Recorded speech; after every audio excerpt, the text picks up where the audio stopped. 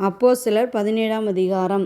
அவர்கள் அம்பிபோலி பட்டணத்தையும் அப்போலோனியா பட்டணத்தையும் கடந்து தெசலோனிக்கே பட்டணத்துக்கு வந்தார்கள். அங்கே யூதருக்கு ஒரு ஜெப ஆலயம் இருந்தது. பவுல் தன் வழக்கத்தின்படியே அவர்களிடத்தில் போய் 3 ஓய்வு நாட்களில் வேத வாக்கியங்களின் நியாயங்களை எடுத்து அவர்களுடனே சம்பாஷித்து, கிறிஸ்து பாடுபடவும் மரித்தொழிந்து எழுந்திருக்கவும் வேண்டியதென்றும், நான் உங்களுக்கு அறிவிக்கிற இந்த இயேசுவே கிறிஸ்து என்றும் காண்பித்து திருஷ்டாந்தப்படுத்தினான். அவர்களில் சிலரும் பக்தியுள்ள கிரேக்கரில் திரளான ஜனங்களும் கனம் பொருந்திய ஸ்திரீகளில் அநேகரும் விசுவாசித்து பவுலையும் சீலாவையும் சேர்ந்து கொண்டார்கள். விசுவாசியாத யூதர்கள் வைராக்கியங்கொண்டு வீணராகிய சில பொல்லாதவர்களை சேர்த்து கொண்டு கூட்டங்கூடி பட்டணத்தில் அமளி உண்டாக்கி யாசோனுடைய வீட்டை வளைந்து கொண்டு அவர்களை பட்டணத்தாருக்கு முன்பாக இழுத்து கொண்டு வர வகை தேடினார்கள்.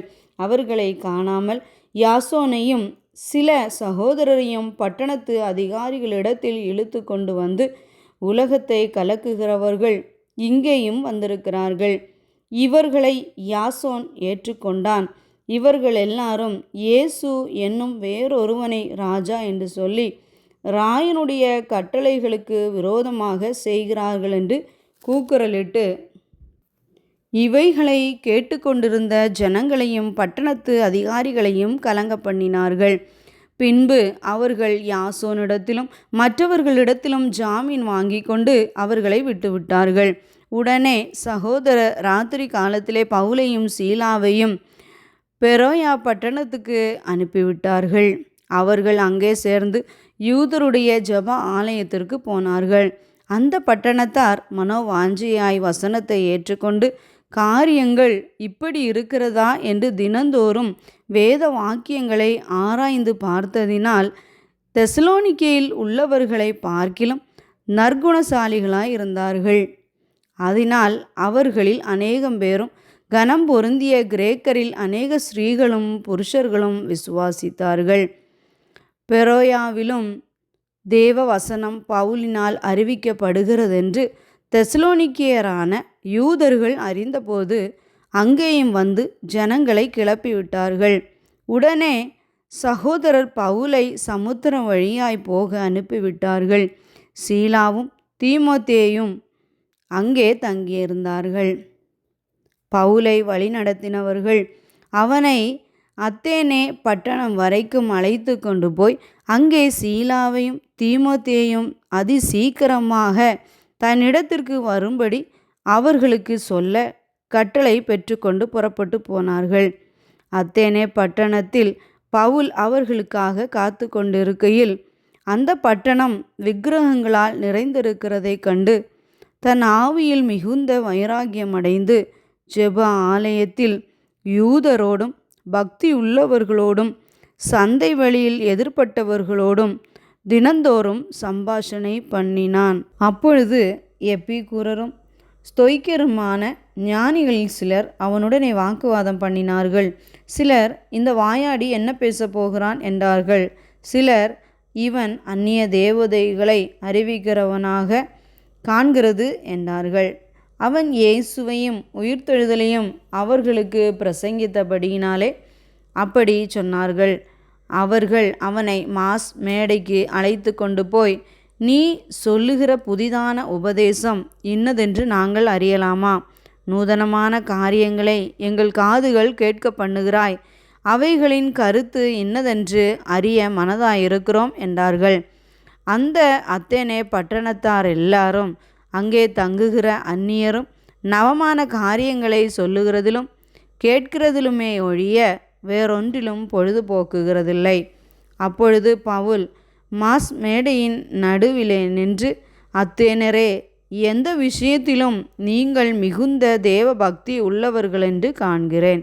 எப்படி என்றால், நான் சுற்றி திரிந்து உங்கள் ஆராதனைக்குரியவைகளை கவனித்து பார்த்தபொழுது அறியப்படாத தேவனுக்கு என்று எழுதியிருக்கிற ஒரு பலிபீடத்தை கண்டேன். நீங்கள் அறியாமல் ஆராதிக்கிற அவரையே நான் உங்களுக்கு அறிவிக்கிறேன். உலகத்தையும் அதிலுள்ள யாவற்றையும் உண்டாக்கின தேவனானவர் வானத்திற்கும் பூமிக்கும் ஆண்டவராய் இருக்கிறபடியால் கைகளினால் கட்டப்பட்ட கோவில்களில் அவர் வாசம் பண்ணுகிறதில்லை. எல்லாருக்கும் ஜீவனையும் சுவாசத்தையும் சகலத்தையும் கொடுக்கிற அவர் தமக்கு யாதொன்று தேவையானது போல மனுஷர் கைகளால் பணிவிடை கொள்ளுகிறதுமில்லை. மனுஷ ஜாதியான சகல ஜனங்களையும் அவர் ஒரே இரத்தத்தினாலே தோன்ற பண்ணி பூமியின் மீதெங்கும் குடியிருக்க செய்து முன் தீர்மானிக்கப்பட்ட காலங்களையும் அவர்கள் குடியிருப்பின் எல்லைகளையும் குறித்திருக்கிறார். கர்த்தராகிய தம்மை அவர்கள் தடவியாகிலும் கண்டுபிடிக்கத்தக்கதாக தம்மை தேடும்படிக்கு அப்படி செய்தார். அவர் நம்மில் ஒருவருக்கும் தூரமானவர் அல்லவே. ஏனெனில் அவருக்குள் நாம் பிழைக்கிறோம், அசைகிறோம், இருக்கிறோம். அப்படியே உங்கள் புலவர்களிலும் சிலர் நாம் அவருடைய சந்ததியார் என்று சொல்லியிருக்கிறார்கள்.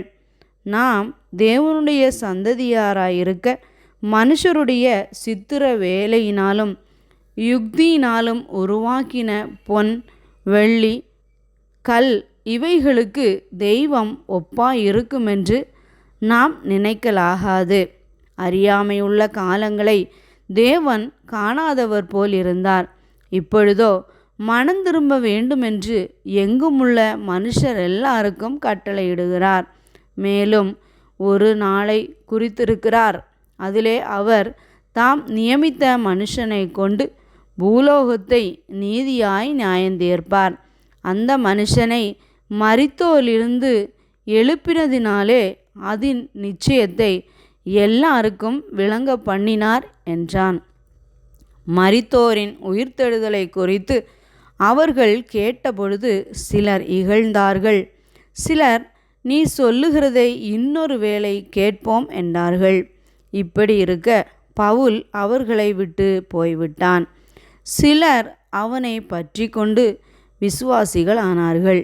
அவர்களில் மாஸ் மேடையின் நியாயாதிபதிகளில் ஒருவனாகிய தியோனீசியு என்பவனும் தாமரி என்னும் பேருள்ள ஒரு ஸ்திரீயும் இவர்களுடனே வேறு சிலரும் இருந்தார்கள்.